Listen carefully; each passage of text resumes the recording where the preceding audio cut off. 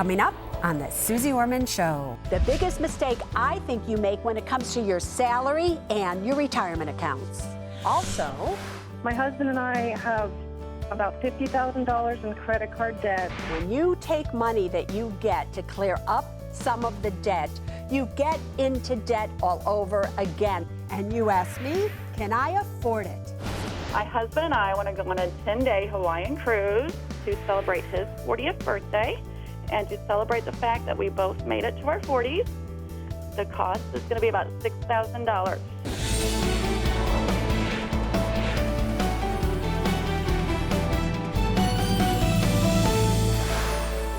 Hi everybody, I'm Suze Orman and you are watching the Suze Orman Show. Tonight I want to start with one of the biggest money mistakes I think you make when it comes to your salary and retirement accounts. Let's just first start with your salary. Here you are, you get a new job, you love this new job, and you've worked really hard to negotiate a great salary for you. Let's just say it's $120,000 a year. And you come home and you're thinking, I'm making $10,000 a month. I can buy a bigger home. I can buy a better car. I can go out and do all these things I've wanted to do. I can take a vacation. I'm making $10,000 a month. Mistake, mistake, mistake. You are not making $10,000 a month because you are not taking home $10,000 a month. When you look and you're making, let's just say, $120,000 a year, you immediately need to think of, oh, I'm going to be bringing home about $60,000 or $70,000 a year, not $120,000, but $60,000 or $70,000, and that means I'm going to be bringing home $5,000 or $6,000 a month. Because the mistake that all of you are making is that you are spending more because you're basing everything on your gross salary rather than what you are bringing home. And when you put money away for retirement, you're paying for your health insurance, Social Security, all these things that they take out of your check, you aren't making what you think you make, and therefore you make a big mistake in how much you spend. You also make this mistake when you look at retirement accounts. I get it. I get how depressing it is when you see you have $500,000 in a retirement account, and let's say it's the Can I Afford It segment, and I deny you because here you are, you're in your 50s and you don't have enough money in retirement. And you're thinking, what is Suze talking about? What you have in a retirement account, if it is a 401k, a traditional, a taxable retirement account that you took a tax write-off for to get that money in there, what you see is not what you get. So the big mistake you're making is, oh, you have $500,000 in that account. That's enough, right? But what you're not figuring out is that $500,000, if you make 4% on that, that's $20,000. But you are going to owe income taxes on that. So after income taxes, maybe you're at $1,000 a month after income taxes. So you have to calculate, what do you get? Not what do you see, but what do you get? And that is why I constantly say to you, if you could do a Roth IRA, a 401k Roth, a 403b Roth, pay your taxes now, so that when you see that you have $500,000 in a Roth IRA, that's what you get to keep. So I don't want you to make the mistakes of, you're making $120,000 a year, so you spend $10,000 a month. Oh, you have $500,000 in a retirement account. That's enough for you to retire. What you see is what you want to get. And that's the lifestyle that you should be living. We are going to Texas. Eric, what do you need to know? Hi, Suze. How are you doing? I'm great, Eric. And you? Doing well. You don't sound so well. You sound a little down. You sound a little serious. So what's your question? No, I'm good. All right, good. But what's your question? I was wondering, I've contacted several life insurance companies for my wife and I to get life insurance, and they've all recommended a $25,000 life insurance policy for our new baby that we have, so that if anything were to happen to him where he is considered uncoverable, then he'll be able to increase that $25,000. Are they just trying to get my money, or is this something that you would recommend? Well, here's the thing. What type of insurance were they recommending? Were they recommending term insurance? And on a $25,000 for a little baby, maybe that's $5 a month? But is it term insurance? Is it whole life insurance? Is it universal insurance? Is it variable? Which one of those four? I didn't go far enough into it. I'm guessing it's probably a whole policy. Did they tell you how much your premium would be? Yeah, they said it'd be $14. $14 a month. So you just need to find out what type of insurance is it, number one. If it's anything other than term, I think it's just a waste of money at this point. And the real thing is that their reasoning of, well, if anything goes wrong with the baby's never going to be able to get insurance, so why not get insurance now so he or she can increase it?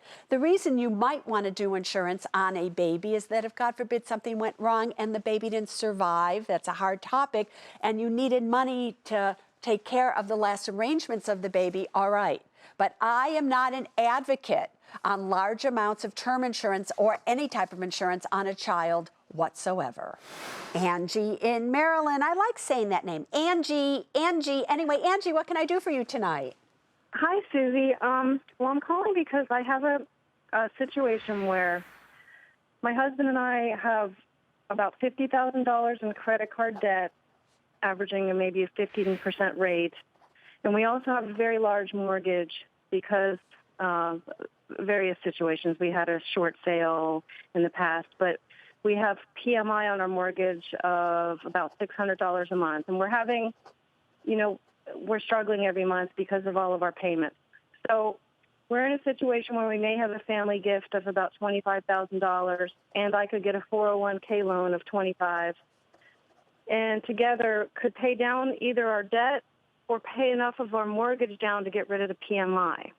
So I'm wondering if you have any suggestions on what the best way to go is. Yeah. Angie, here's what concerns me. I have found time and time again that when you are carrying a lot of debt and you have payments that are bearing you, when you take money that you get to clear up some of the debt, you get into debt all over again, because now you're going to have $50,000 possibly of credit card debt that has a $50,000 available credit limit to you, correct? Yes. And before you know it, you're going to be right back in $50,000 of credit card debt, and you're going to have a $25,000 loan outstanding to your 401k. The $25,000 that your family gave you will just have gone down the drain. So no, I don't want you to use money to get out of debt, especially I don't want you to take a loan from a 401k. Why? You could very possibly be heading towards a situation where you may have to claim bankruptcy one day. When you can't afford payments, you usually end up in bankruptcy. Money in your 401k plan will be protected against bankruptcy. So never take money out of a 401k, especially in this type of a situation. Now, I also can hear in your voice that you're overwhelmed with this debt, and somehow I just don't think you're the reason you have all this debt. Is that correct? Well, it's a combination of reasons, but we had two short sales when my husband and I got married 8 years ago and got a new house, and our mortgage was just so high that we started putting more debt on our credit cards, both of us. All right. Well, here's what I think you're better off doing. If you can't afford to live where you're living because your payments are too high, why not take advantage of the fact that you can sell this house? Houses are selling right now, interest rates are still low, and start living a life that you can afford.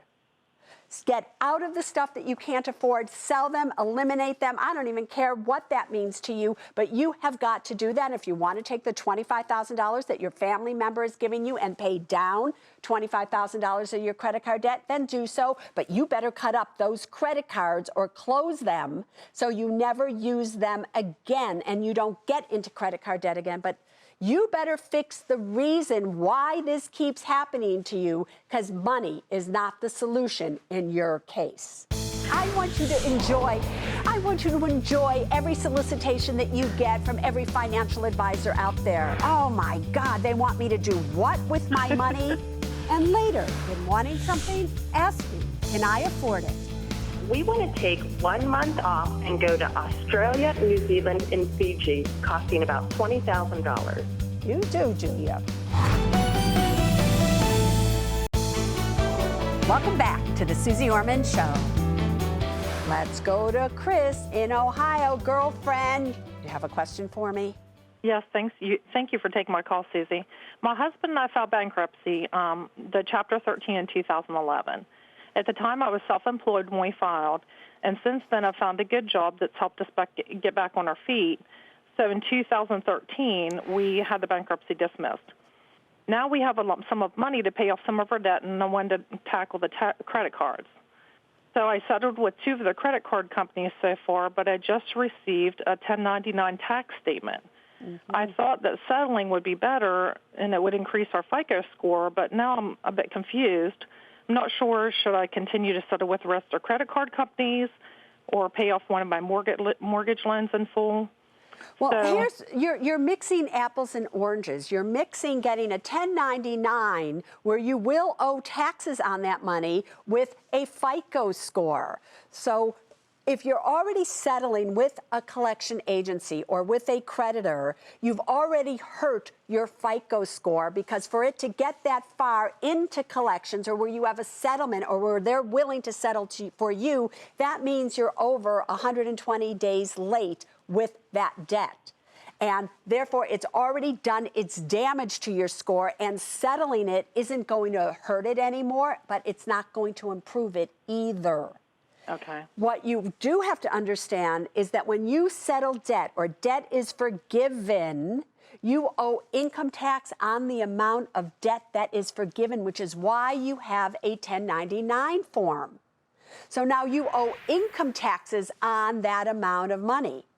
Now, the only way that you can get rid of that is if what you owe is more than all your entire net worth and your assets. So that way you really don't owe income taxes on it, but I don't think that's the situation here. So all right, you owe income taxes on the amount of debt that was forgiven, but you're still in the long run paying less for the debt, including the taxes, than you would have if you paid that debt in full. So if I were you, I would continue to settle with the credit card companies or your debtors, because you owe the money. And if they're willing to settle for you, settle and pay the taxes. We are going to Florida. I love Florida. Sherry, what do you need to know? Hi, Susie. Thank you for taking my call. I'm a law enforcement officer, and I'm currently in the Florida Drop Program. I have a pension with the state, but by December 2016, I'm going to receive a lump sum of about $287,000. Yeah. I'm already getting emails and calls from dozens of investment firms who want to take care of my money, but help. I'm confused already, and I don't even have the money. Well, it's good that you have 2 years to get unconfused and that you can think about it. I want you to enjoy every solicitation that you get from every financial advisor out there. And I want you to look at the things and take this period of time to go, oh my God, they want me to do what with my money? So that you can start to get familiar with legitimate financial advice versus financial advice that's nothing more than a sales pitch to take care of the financial advisor that's giving you that advice. If I had $87,000 that was coming out to me, this is money that you would do an IRA rollover with so you don't pay taxes on it, correct? Correct. And have they all started there, that you're going to do an IRA rollover? Or are they all telling you that at least? Yes, yes. Well, that's good. Fairly staying. Now, yes. Within the IRA rollover, if any of them, because you're going into a tax-deferred investment, are any of them suggesting to you that you do a variable annuity, anything like that? Have you already gotten solicitations for that type of an investment within your IRA rollover? Okay, one has promised me not a variable. Well, it is a variable with a minimum guaranteed of 4%. pension and income and all this stuff for you. And that's what you need to know is not so much what you should do, but what you absolutely should not do. You should not do a variable annuity in an IRA rollover or anywhere for that matter. You don't want to do loaded mutual funds. You don't want to do bond funds. You want, with that kind of money, I think you would want individual stocks that pay you a high dividend yield, that give you some safety with a little bit of mix of individual bonds. That's what you are looking for. But everything else, if anybody charges you more than 1% a year to do this, don't do it.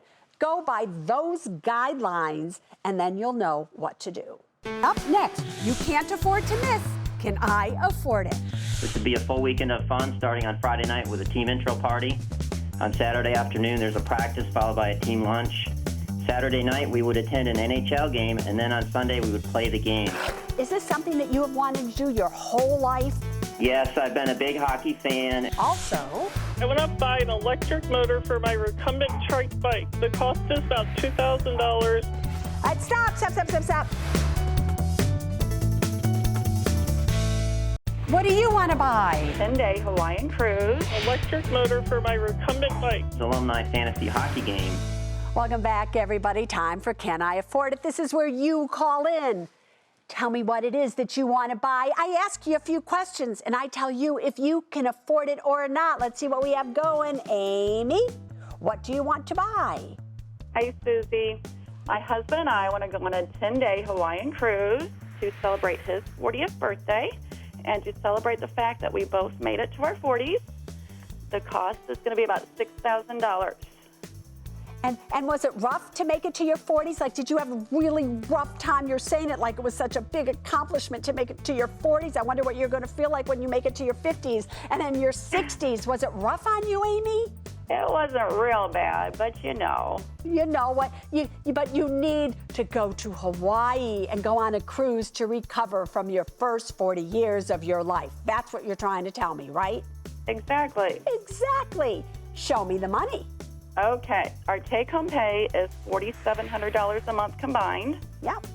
Our expenses are $2,323.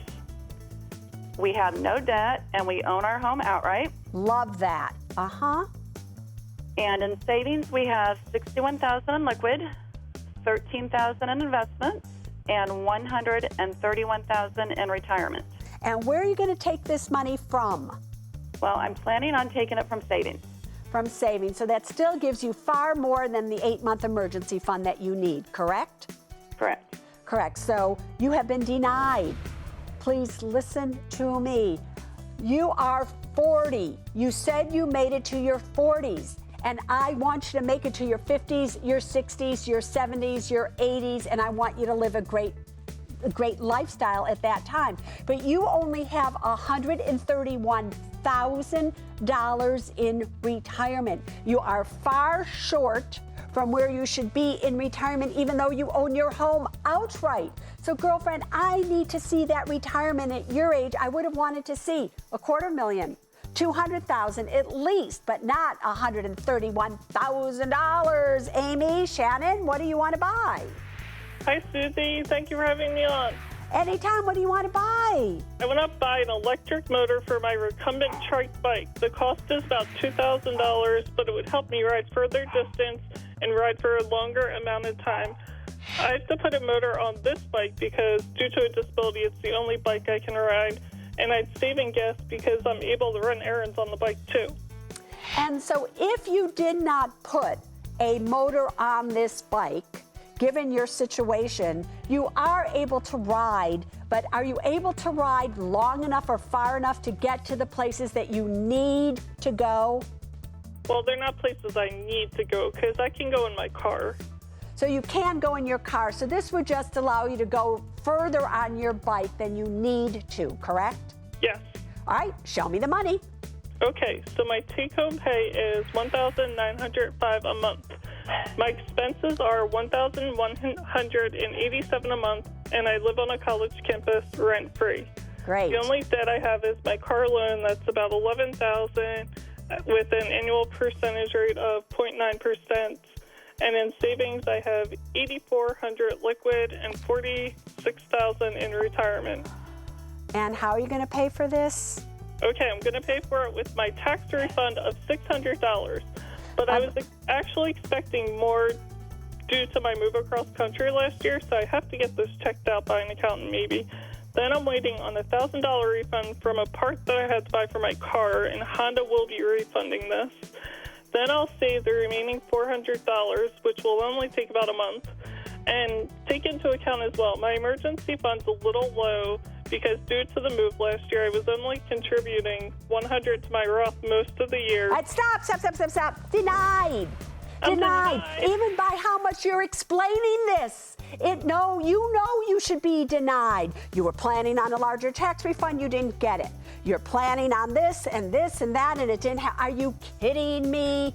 You said to me that you can get to places that you need to go. What you also need to do is you need to make sure that you have the money in case anything happens to you. I need at least a $12,000 emergency fund. I need more in retirement than you have there now. You have a bike, you have a car, you have a great life. Now, keep the money. You need money. You need money more than you need this motor on your bike. Got that?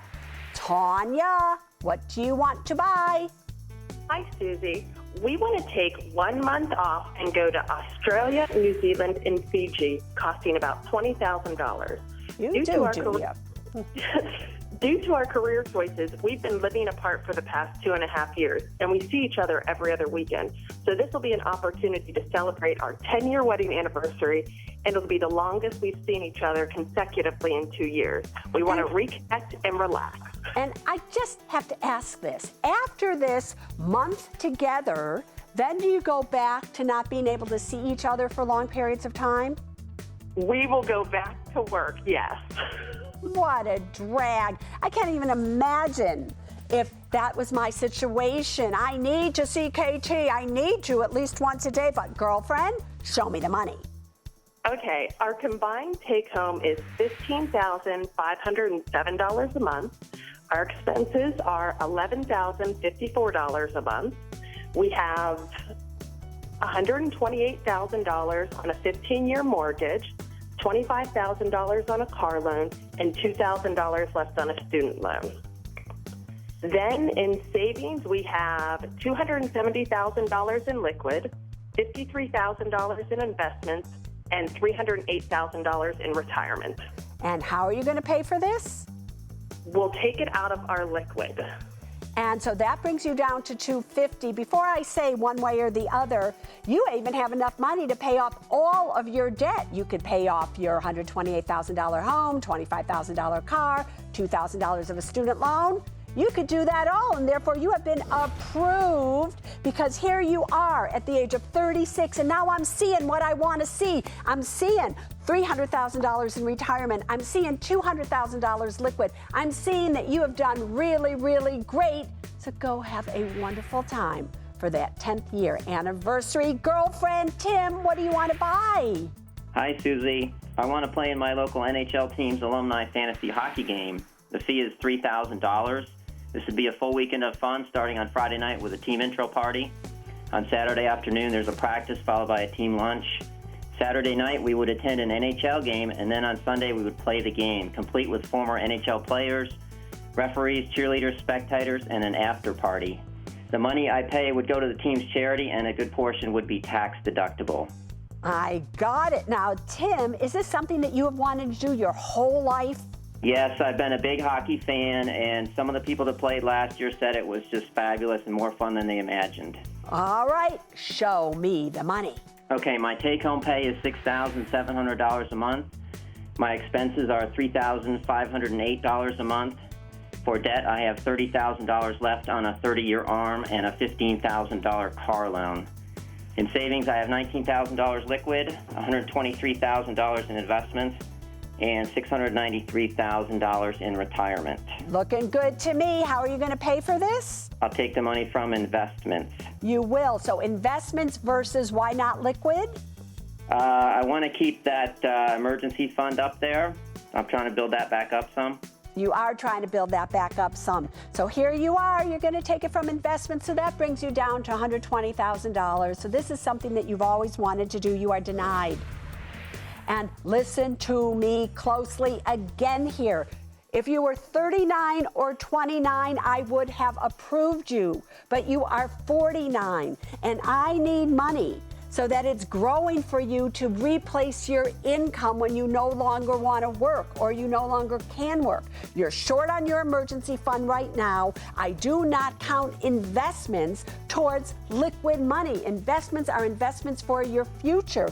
And given your age, your investments and what you have in retirement, you're on the right track. But you got to be going further than that. So boyfriend, you are not going. All right now, but now it is time for Can I Afford It Junior. This is where somebody under the age of 16, they call in, they tell me what it is that they want to buy, and I give them a mature adult decision if they can afford it or not. Irene, what do you want to buy? Hi, Susie. I would like to buy a camcorder. The reason I would like to buy a camcorder is because I've tried making videos with my regular camera before, but it doesn't work as well because my camera doesn't really even take sound with the videos. And the camcorder I would like to buy is $119. Do you want to make videos to be a movie maker later on in life? Like, what do you really want to do with it? I really do want to make movies later on. And so do you see this as an investment in your future, as your training ground, versus just having a camcorder that you just go around and take pictures here and pictures there and just play with it? You see this how? I see this as a beginning for my future. All right, well, let's see if we can make that future become a reality. Show me the money. Okay, I get about $20 a month for doing chores. I have no expenses. I have no debt. And in savings at home, I have $362 in my piggy bank and $22,000 in my 529 plan. So how are you going to pay for this $119 camcorder? I will pay for it from my piggy bank and by doing my chores. Now, before I approve or deny you, I'm going to be inviting a viewer verdict here. So if you would approve Irene, I want you to tweet #approved. If you would deny her, tweet #denied to @Suze Orman Show. And I'll be giving my final verdict later in the show. Want to be part of the Can I Afford It segment? All you have to do is go to my website, SuzeOrman.com, and you will find the information that you need to know there to come and play with me right here. And if we choose you to be on the air, guess what? You're going to get a t-shirt with my verdict on it just for you. Next, I tackle trending topics in Ask Susie. These loans you took out.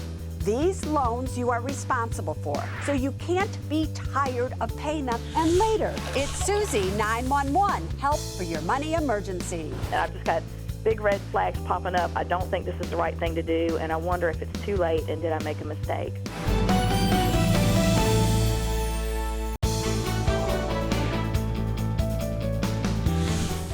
Welcome back, everybody. Here we are in the control room at CNBC headquarters. So many ways for you to participate in the Suze Orman Show. Take a look at your screen. You can send in an email. You can join me on Facebook. Or if you send in a tweet and put #AskSusie, it comes to us here. And if we choose it, your tweet will be on the air. Let's see what's trending right now. We have at Berserk.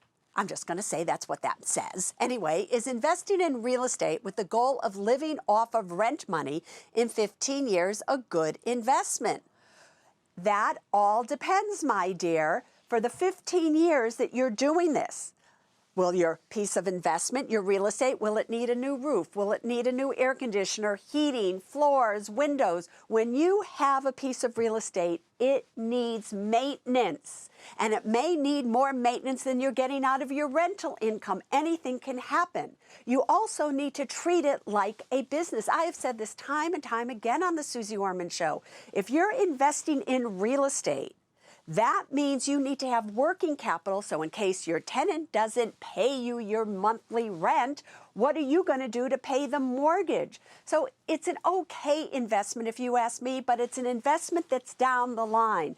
I rather see you first have Roth IRAs, investments in individual stocks, individual bonds, your own home, things like that. And then if you have a lot of extra money, if you want to invest in real estate, okay, but you better be prepared because it is an investment that could cost you money to keep. Let's see what else is trending. At Ida Group, I'm tired of paying my student loans and have all the money go towards interest, 9%. What can I do? Oh, Ida Group, why didn't you ask yourself that question before you took out these student loans? At 9%, you obviously have private student loans. And if you have private student loans, you should be happy you're only paying 9%. Because most private student loans have the ability to take you to 10, 11, 12, 15%, and even higher if they want to. You cannot be tired of doing this. These loans you took out. These loans you are responsible for. These loans, in most cases, cannot be discharged in bankruptcy. So you can't be tired of paying them because you're going to have to pay them until they are paid off. So the fastest way to get rid of them is to make them your #1 priority. If you're going out to dinner 3 times a month, take that money rather than going out to dinner and take that money and put it towards your student loan. Everything you do needs to go towards these student loans to get rid of them. You need to pay them, and you need to pay them now. There's nothing else you can do. Got that? Let's see what else we have. At SD Real 3124, what's your take on return of premium term insurance coverage? Well, what he's talking or what she's talking about there is you get a term insurance policy. Term insurance is good for a specific term, a specific period of time. And after that time is up, your insurance is gone. And if you don't die during that time, you don't get your money back and nothing happens. You think it's a waste of money. I think it's insurance. You don't ever really want to use your insurance policies, people, whether it's a life insurance policy, health insurance, home insurance, car insurance. You never want to get in an accident, get sick, have your house burned down, or die. So term insurance is only meant to be there during your early years, and you want it as cheap as possible. I do not believe in return of premium where you would get your money back after the term. You're paying so much more for it. Why would you do that? Just get regular term and hope that you never have to use it. All right, everybody, let's go back to the studio, and here's what's coming up next. Need help right now? It's Susie 911. My intention was to meet with him and discuss different options. But during our 2.5-hour meeting, he went ahead and contacted my retirement plans, had checks made out to him for my benefit. You say you have flags. Do you wish that you didn't have to do business with this person? Absolutely. And later, my final verdict for Irene.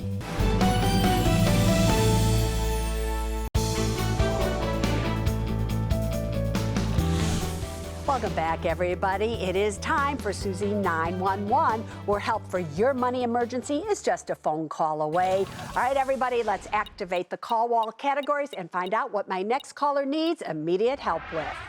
All right, we have financial pressure. Caller, what is your name and what is your money emergency? Hi, Susie. This is Paige from South Carolina, and my 911 is I met with a brokerage firm recently to roll over my previous employer's retirement plans, and now I'm wondering if I made a big mistake. My intention was to meet with them and discuss different options, but during our 2.5-hour meeting, he went ahead and contacted my retirement plans, had checks made out to him for my benefit, and there's been a little discrepancy on the fees. Initially, he told me it would be 3% of my initial investment. When I asked him how he was going to make his money, later reading the disclosures, it said 2%. When I called him back to question it, he said, no, it's 3.75%. And by mail, I've gotten the fees are 3.78%. And I've just got big red flags popping up. I don't think this is the right thing to do, and I wonder if it's too late and did I make a mistake. So first of all, I couldn't agree with you more. An investment advisor, a person who is getting a fee to manage your money, should never be getting more than 1% to do so. Anything over 1% should be a flag, unless they are now getting fees by investing your money into mutual funds, and they're getting 3, 4, or 5% to do so. But remember, when money is invested in a mutual fund, you're also paying the portfolio manager of that fund on top of the advisor's commission to simply sell you that fund. Have the checks already gone to the brokerage firm? No, I have 2 of them now. I'm still waiting on another, and they're in my hand, and I know I don't want to turn the money over until I get advice from you. So, Paige, here's the other question. Normally, when a check goes from your old employer to you versus your old employer directly to the brokerage firm, they withhold 20%. Is the check made out to you, or is the check made out to the brokerage firm? It's made out to the brokerage firm for my benefit, and it's the full is it amount. for the entire amount? All right, what Yes. I would do is this. I want you to think about it. You say you have flags. Do you wish that you didn't have to do business with this person? Absolutely. If you don't want to do business with this person, then that also probably means you're not trusting the firm that this person is with either. Is that correct? That's right. All right, I would do this. The money is still in your retirement account. Just because you have it in a check doesn't mean it's in that check. Until that check is cashed, the money is still where it was.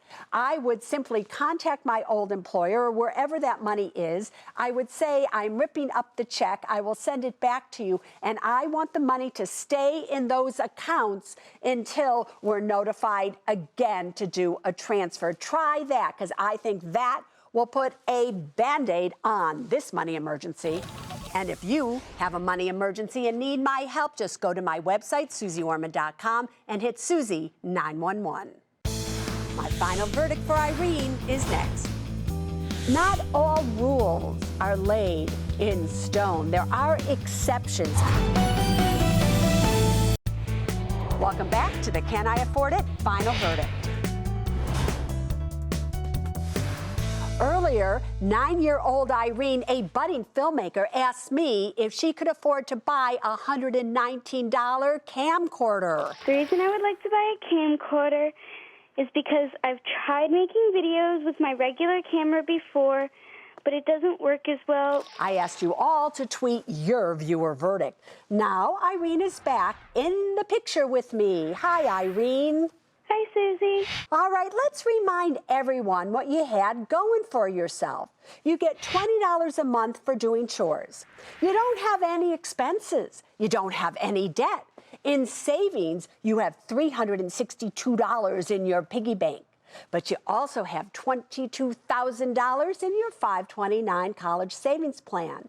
And you want to pay for this camcorder out of the money that you have in your piggy bank. So is there anything that you want to say to me before I give you my final verdict? This is actually the first time I have ever bought something with my money, because I've told myself to save my money for something special. You know, I have this rule of thumb that I never want you to spend more than 10% than you have in savings on one specific item.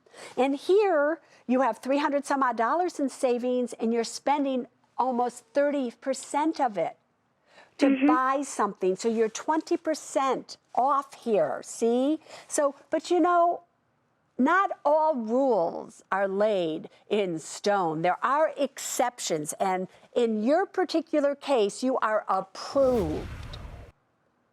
And the reason that you're approved is this. You are a very sensible young woman. You have worked really hard, and you have saved your money, and this is the first time you want to use this money for something special just for you. But it's not just anything. You want to buy something in a field that you think you may major in later on in life and become a filmmaker. So I'm looking at this not like it's a little play toy or a little dress or something like that that you'll grow out of, but this is an investment in your future, girlfriend.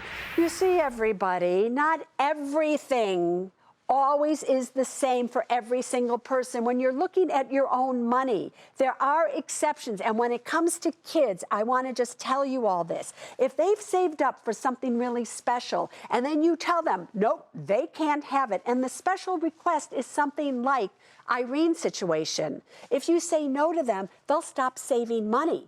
Because they're like, well, what is this all for then? What am I doing it for? I had a goal, I want that thing, and I need it to become something. So be careful when you say yes, and be careful when you say no. Got it? All right, but until next week, there's one thing I always want you to say yes to when it comes to your money, and it is this: people first, then money, then things. Now you stay safe. Bye-bye.